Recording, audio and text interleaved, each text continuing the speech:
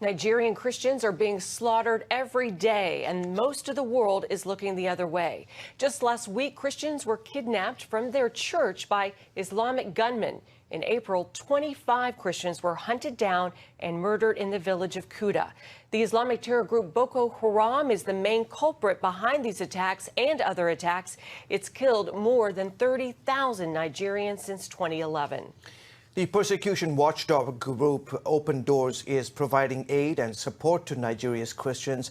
Dr. David Curry is president and CEO of Open Doors USA, and he joins us now. David, there are reports that ISIS fighters fleeing Syria are joining Boko Haram in Nigeria. What can you tell us about that?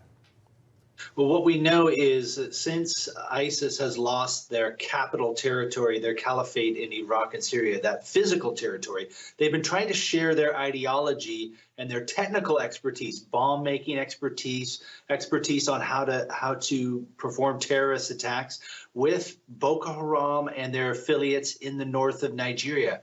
So you have a situation where Christians in Nigeria are facing a multitude of threats. They've got the Fulani groups, which are Islamic groups, which have a tribal heritage, which are attacking Christian villages, trying to force them out.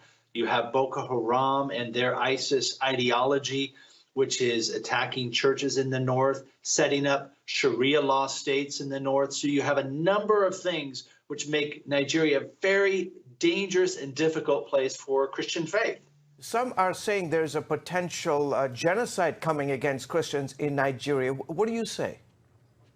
Well, people have to understand there's a technical definition for genocide, and I think it's very close to that in Nigeria. They're being targeted specifically for their faith with the idea to wipe them out. And we know that this is their goal because they're stating that. The Boko Haram and Fulani, they're telling us what they're all about.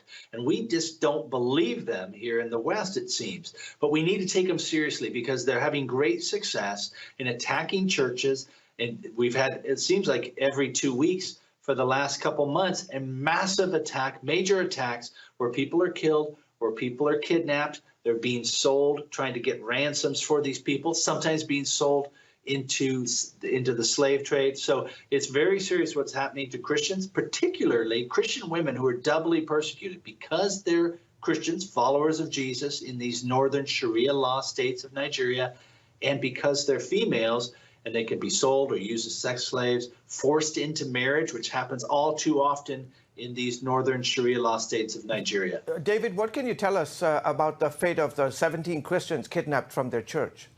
But we, as yet, do not know. We know that there's been a big push to raise revenue by kidnapping Christians and trying to either ransom them or to sell them into some sort of a slave trade. So we're not exactly sure what's happened to them. It needs to be a point of prayer. It needs to be a point of discussion at the highest levels of the American government, that we understand that the Nigerian government has sat by for too many years. And now this escalation is coming to a point where it may well become legally classified as a genocide. Okay, we'll have to leave it there. As always, David, thank you so much for coming on the show. Thank you. You're welcome.